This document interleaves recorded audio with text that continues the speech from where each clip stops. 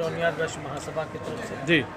और पेशे से बतौर अधिवक्ता सर्वोच्च न्यायालय में कार्यरत हूँ। ठीक, आप बलिया में हैं, खासतौर पे टाउन हॉल के मैदान में जी। अपने सौजातीय सम्मेलन में हैं। आपने बताया हमने राष्ट्रीय अध्यक्ष हैं और अपने समाज को जगाने आए हैं। क्या लग रहा है कि आपका समाज बिखरा है या एकजुट है? समाज कभी बिखरता नहीं है।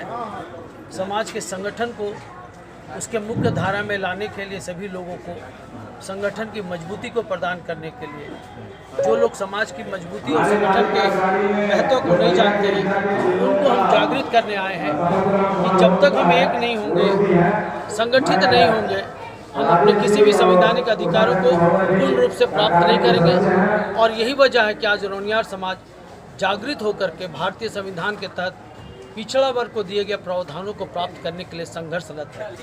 और ये संघर्ष सड़क से चलकर संसद होते हुए अब सर्वोच्च न्यायालय पे पहुंच गई है। सवाल ये है कि जब भी कोई सम्मेलन होता है, खासतौर पे वैश्य समाज का, चाहे वो बलिया हो, चाहे वो लखनऊ हो, चाहे दिल्ली हो, या देश का किसी भी कोना पे होता हो, वहाँ ये मुद्दा जरूर उठता है कि वैश्य बिरादरी आपस में बढ़ चुकी है। एकजुट न होने के कारण उसका लाभ कोई और लेता है। तो क्या लग रहा है कि आप हिंदुस्तान लेवल पे आप जब राजनीति कर रहे हैं खासतौर पे वैश्य समाज की, तो आपको लगता नहीं है कि वैश्य समाज कई चीज़ों में बटा हुआ है? दरअसल आपका सवाल बहुत ही घुमावदार है और बहुत ही सटीक है, पर सच्चाई यह है कि वैश्यों की 300-350 से ऊपर उपजातियाँ हैं और वो सभी जातियाँ आपस में संगठित नहीं हैं। इस वजह से उपजातियों के इस संगठन को मजबूती प्रदान करने के लिए अखिल भारतीय रोनियार वैश्य सभा बहुत सारे कार्य कर रही है। इस संदर्भ में बतौर राष्ट्रीय अध्यक्ष मैंने ओबीसी के आरक्षण को 27% देने के लिए पिछले वर्ष 2019 में जंतर मंतर में हड़ताल और प्रदर्शन किया था और सीधे माननीय प्रधानमंत्री को ज्ञापन भी सौंपा था। तो उस वक्त आश्वासन मिला था कि पिछड़े वर्ग को 27% का आरक्षण पूर्ण रूप से दिया जाएगा। परंतु भारत में की जो भारत का जो संविधान है और भारत के जो लोकतंत्र में जो चुनाव की प्रक्रिया है, उसमें वैश्य कम्युनिटी को सिर्फ मतदान के लिए इस्तेमाल किया जाता है। उसे टिकट पर अपने अधिकार इसलिए नहीं मिल पाते कि वो संवैधानिक रूप से जनसंख्या के आधार पर जो टिकट उनको मिलनी चाहिए, वो जनसंख्या का अलग से कॉलम सरकार आज तक नहीं बनाई है। इसलिए पिछड़ा वर्ग के जनसंख्याओं का जनगणना कॉलम बनाने का भी आज मांग तेजी से सड़क से संसद तक उठ रहा है। और इसमें हो सकता है कि वैश्विक महामारी के दूर होते ही हलफनामा दायर कर सर्वोच्च न्यायालय से केंद्र सरकार और राज्य सरकार को कारण बताओ नोटिस भी जारी किया जा सकता है।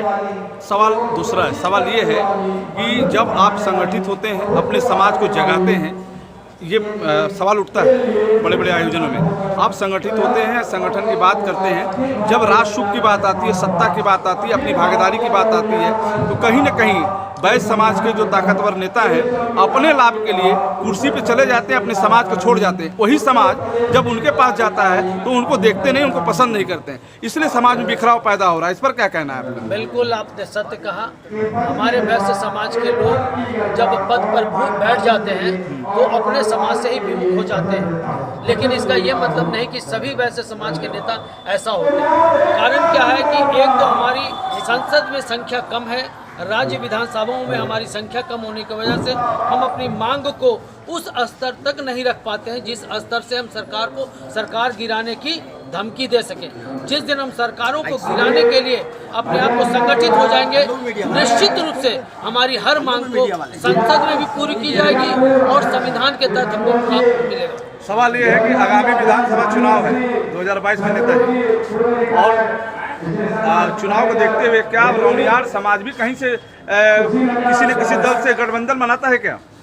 रोनियार समाज कोई गठबंधन में नहीं है। हाँ, इतना जरूर है कि अब हम लोगों ने ऐलान कर दिया है कि यदि रोनियार नहीं, वैश्य का जो संगठन होता है वो कहीं ना कहीं किसी को समर्थन करेगा, जिसमें आप भी हैं क्या? जी, वैश्यों का समर्थन हम लोग कर रहे हैं। वैसे समर्थन जरूर करते हैं किसी भी राजनीतिक पार्टी को, कब?